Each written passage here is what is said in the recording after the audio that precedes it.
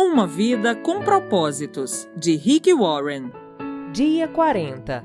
Vivendo com propósitos. Muitos são os planos do coração do homem, mas o que prevalece é o propósito do Senhor. Provérbios 19, capítulo 21. Davi serviu aos propósitos de Deus em sua geração. Atos, capítulo 13, versículo 33. Viver com propósitos é a única maneira de viver de verdade.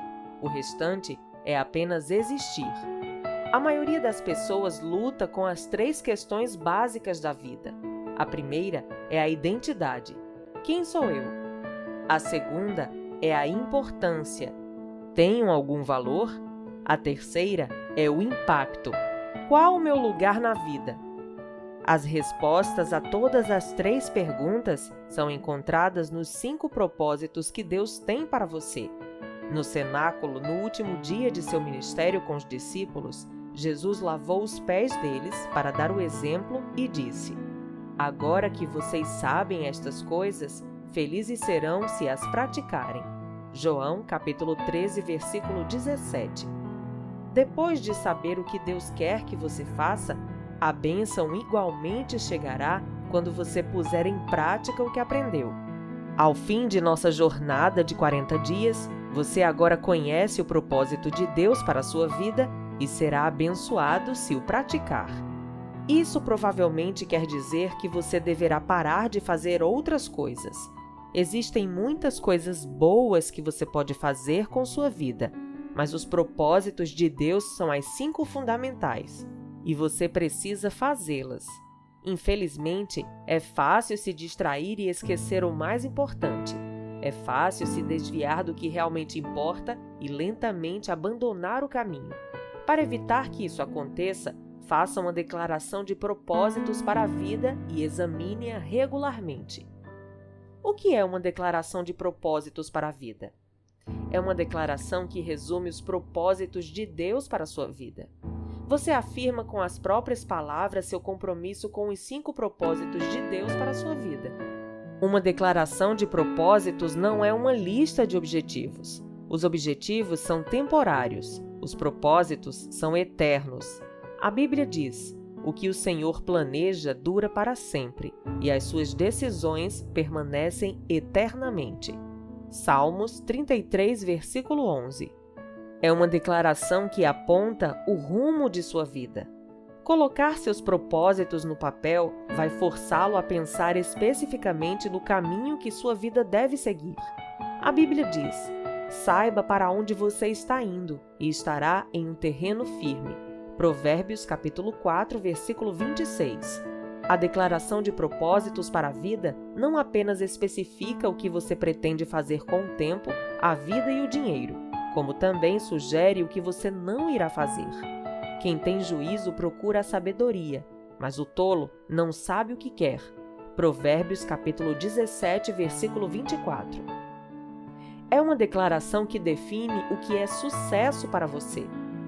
Ela afirma o que você, não o mundo, acredita ser importante. Ela esclarece seus valores. Paulo disse aos crentes de Filipos: "Quero que vocês compreendam o que realmente importa." Filipenses, capítulo 1, versículo 10. É uma declaração que esclarece o papel que você irá desempenhar. Você terá diferentes funções em diferentes etapas na vida, mas seus propósitos jamais serão alterados.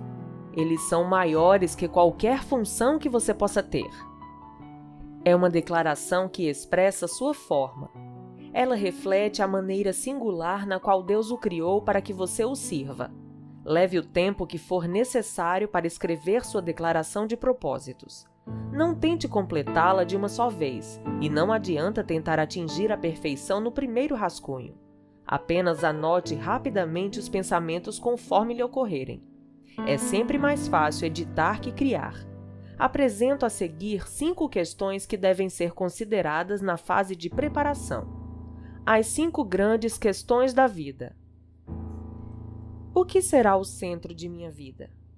Essa é a questão da adoração. Para quem você viverá? Em torno de que você construirá sua vida? Você pode edificar sua vida em torno da carreira, da família, de um esporte ou de um passatempo, do dinheiro, da diversão ou de muitas outras atividades. Todas essas coisas são boas, mas não fazem parte do que é principal na vida. Nenhuma delas é suficientemente forte para mantê-lo a salvo quando a vida começar a desmoronar. Você precisa de um centro inabalável. O rei Asa ordenou ao povo de Judá que buscassem ao Eterno, segundo Crônicas, capítulo 14, versículo 4. Na verdade, o que quer que esteja no centro de nossa vida, isso será o nosso Deus. Quando você entregou a vida a Cristo, Ele veio para o centro dela, mas você precisa mantê-lo lá, por meio da adoração. Paulo diz: oro para que Cristo se torne mais e mais presente no coração de vocês. Efésios capítulo 3, versículo 17. Como saber quando Deus está no centro de sua vida? Quando Deus está no centro de sua vida, você o adora. Quando não está, você fica preocupado. A preocupação é a luz de advertência que indica que Deus foi deixado de lado. Você voltará a ter paz no instante em que o puser de volta no centro. A Bíblia diz: a compreensão da integridade de Deus, que só contribui para o bem, virá e os acalmará. É maravilhoso o que acontece quando Cristo retira a preocupação do centro da vida humana. Filipenses capítulo 4, versículo 7. Qual será a marca distintiva de minha vida? Essa é a questão do discipulado. Que tipo de pessoa você será? Deus está muito mais interessado em quem você é do que no que você faz.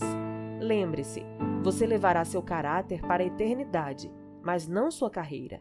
Faça uma lista das características que você quer trabalhar e desenvolver em sua vida. Você deve começar com o fruto do Espírito Santo. Veja em Gálatas capítulo 5, versículos 22 e 23.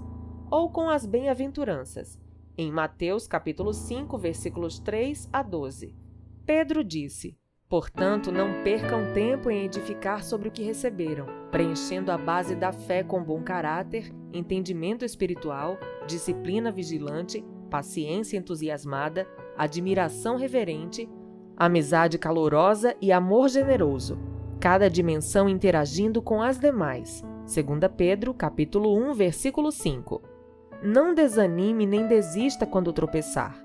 É necessária toda uma vida para construir um caráter semelhante ao de Cristo. Paulo deu este conselho a Timóteo: cuide muito bem de seu caráter e de seu ensino. Não se deixe distrair, simplesmente persista. 1 Timóteo capítulo 4, versículo 16. Qual será a contribuição de minha vida? Essa é a questão do serviço. Qual será seu ministério no corpo de Cristo? Conhecendo sua combinação, formação espiritual, opções do coração, recursos pessoais, modo de ser e áreas de experiência, ou seja, sua forma, que papel lhe seria mais adequado na família de Deus? Como você poderia fazer alguma diferença? Existe algum grupo específico no corpo de Cristo em que possa servir com sua formação? Paulo destaca 2 benefícios maravilhosos no cumprimento do ministério. Isso que vocês fazem não somente ajuda o povo de Deus que está necessitado, mas também faz com que eles façam muitas orações de gratidão a Deus. 2 Coríntios, capítulo 9, versículo 12. Embora você tenha sido formado para servir outras pessoas, nem mesmo Jesus satisfez as necessidades de todos enquanto esteve entre os homens. Você deve escolher a quem possa ajudar melhor com base em sua vocação. Você precisa perguntar: a quem desejo mais ajudar? Jesus disse: eu que vos escolhi e vos designei para irdes e produzirdes fruto, e para que o vosso fruto permaneça. João, capítulo 15, versículo 16. Cada um de nós gera diferentes frutos. Qual será a mensagem de minha vida? Essa é a questão de sua missão com os não cristãos. Sua declaração de missão faz parte de uma declaração de propósitos.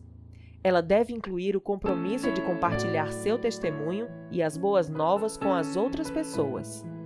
Você também deve fazer uma relação das lições de vida que aprendeu, bem como das coisas que Deus lhe concedeu compartilhar apaixonadamente com o mundo. Conforme for crescendo em Cristo, Deus poderá lhe designar um grupo especial ao qual você deverá se dedicar para levar a Cristo. Não deixe de colocar isso em sua declaração. Se você for mãe ou pai, parte de sua missão é educar os filhos para que conheçam a Cristo, ajudá-los a compreender os propósitos de Deus na vida deles e enviá-los ao mundo na missão que Deus lhes reservou. Você pode incluir em sua declaração a declaração de Josué: eu e minha família serviremos ao Senhor. Josué, capítulo 24, versículo 15. É óbvio que nossa vida deve sustentar e confirmar a mensagem que transmitimos. Antes de grande parte dos não cristãos aceitar a credibilidade da Bíblia, eles querem saber se nós temos credibilidade. É por isso que a Bíblia diz: certifique-se de que vocês estão vivendo de forma a honrar as boas novas de Cristo. Filipenses capítulo 1, versículo 27. Qual será a comunidade da minha vida? Essa é a questão de sua comunhão. Como você vai demonstrar seu compromisso com os outros irmãos e sua ligação com a família de Deus? Onde você irá praticar com outros cristãos os mandamentos recíprocos do tipo uns aos outros? A que igreja local você irá se filiar como membro ativo? Quanto mais você amadurecer, mais amará o corpo de Cristo e desejará se sacrificar por ele. A Bíblia diz: Cristo amou a igreja e deu a sua vida por ela. Efésios capítulo 5, versículo 25. Você deve incluir em sua declaração uma nota expressando seu amor pela igreja de Deus. Ao considerar a resposta a essas questões, inclua qualquer passagem das Escrituras que lhe fale ao coração sobre esses propósitos. Existem muitos nesse livro. Pode levar semanas ou meses para que sua declaração de propósitos chegue à forma definitiva. Ore a respeito dela, converse com os amigos íntimos e medite nela e na Bíblia. Talvez sejam necessárias várias redações até chegar ao texto final. E mesmo assim, você provavelmente fará pequenas alterações com o passar do tempo e à medida que Deus lhe proporcionar maior discernimento sobre sua vocação. Além de uma declaração de propósitos detalhada, também será de grande auxílio uma breve afirmação ou slogan que resuma os 5 propósitos para a sua vida. Algo fácil de memorizar e que inspire você. Dessa forma, você poderá recordá-los diariamente. Salomão aconselha: será bom manter todas essas coisas em mente, e então você estará sempre pronto para repeti-las. Provérbios 22, versículo 18. Eis alguns exemplos. Meu propósito de vida é adorar a Cristo de todo o meu coração, servi-lo com minha forma, ter comunhão com minha família, desenvolver um caráter como o dele e cumprir minha missão no mundo para que ele seja glorificado. Meu propósito de vida é ser membro da família de Cristo, um exemplo de seu caráter, um ministro de sua graça, um mensageiro de sua palavra e um exaltador de sua glória. Meu propósito de vida é amar a Cristo, crescer em Cristo, compartilhar Cristo e servir a Cristo por meio da igreja e levar minha família e os outros a fazer o mesmo. Meu propósito de vida é firmar um compromisso com o grande mandamento e com a grande comissão. Meu objetivo é tornar-me semelhante a Cristo. Minha família é a igreja. Meu ministério é... Minha missão é...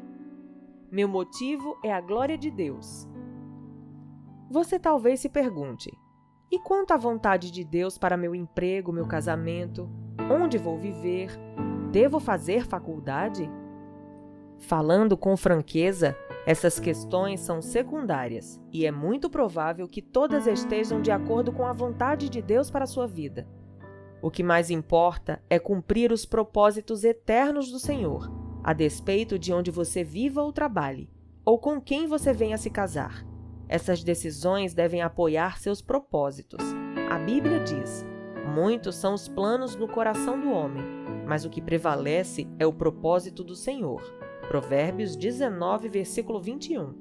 Concentre-se nos propósitos de Deus para a sua vida, não em seus planos, uma vez que são aqueles que durarão para sempre. Certa vez, alguém sugeriu que a declaração de propósito se fundamentasse no que você gostaria que as outras pessoas dissessem sobre você em seu funeral. Imagine o elogio perfeito e então construa a declaração a partir dele. Francamente, é uma péssima ideia. No final da vida, não terá nenhuma importância o que disserem a seu respeito. Só importará o que Deus disser. A Bíblia diz: nosso propósito é agradar a Deus, não às pessoas. 1 Tessalonicenses, capítulo 2, versículo 4. Um dia, Deus irá analisar todas as respostas a essas questões da vida. Você pôs Jesus no centro de sua vida?